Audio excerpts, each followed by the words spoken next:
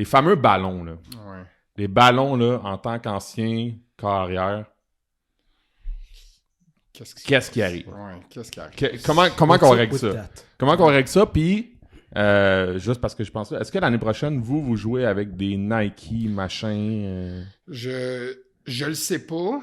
Puis c'est tough parce que, tu sais, est-ce que c'est un débat public? Est-ce qu'on est en train de réfléchir à ça? Premièrement, est-ce que c'est un problème? Tu sais, moi, perso, je pense que oui.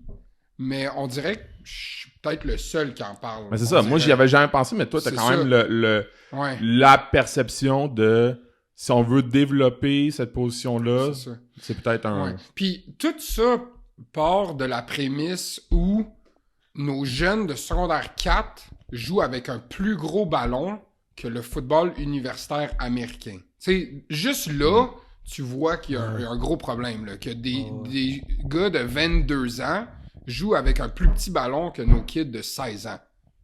Ouais. C'est déjà là. Ça fait Fait que bizarre. là, moi, ma question de tout ça, c'est pourquoi? Qu'est-ce qui est arrivé pour qu'on s'en rende là? Puis, tu sais, je veux pas critiquer personne, tout ça. Tu sais, ma première idée, c'est que ça coûte moins cher. T'as le même ballon pour tout le monde, économie d'échelle, on commande tous les ballons pour tout le monde, puis on spread ça à tous les niveaux.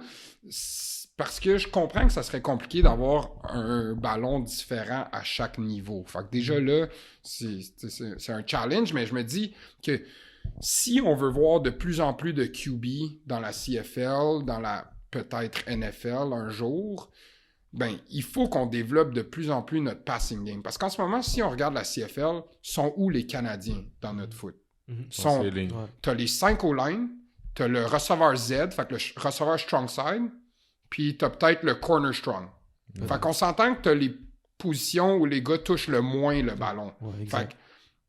que ça veut dire que il faut qu'on développe nos skills position. Il y a quelques running backs dans la ligue, dont Sean Thomas Arlington, tout ça, que c'est super cool.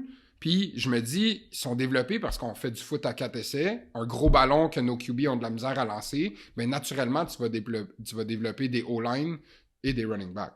Fait que là, si on veut des QB et des receveurs également, mais je pense que rapetisser le ballon un petit peu peut juste encourager le jeu aérien et ne rien changer au jeu au sol.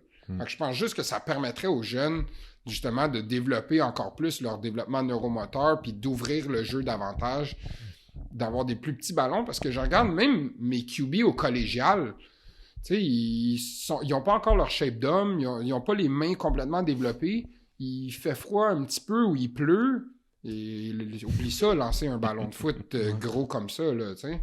Fait que, tu sais, même moi, je veux dire que j'ai des grosses mains, quand il pleut, c'est difficile, là, le ballon, il est gros, fait que, honnêtement, je pense que c'est une solution facile, dans un certain sens, parce que je sais que ça engendre des coûts quand même importants, mais je pense que c'est une solution facile qui pourrait développer davantage les skills position pour ensuite peut-être permettre à des gars de se rendre plus loin.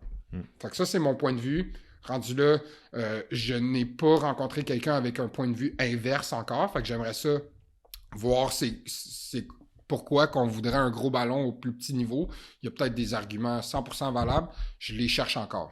Fait que tu sais, si les votes c'est 1-0, ben c'est unanime, changeons-le.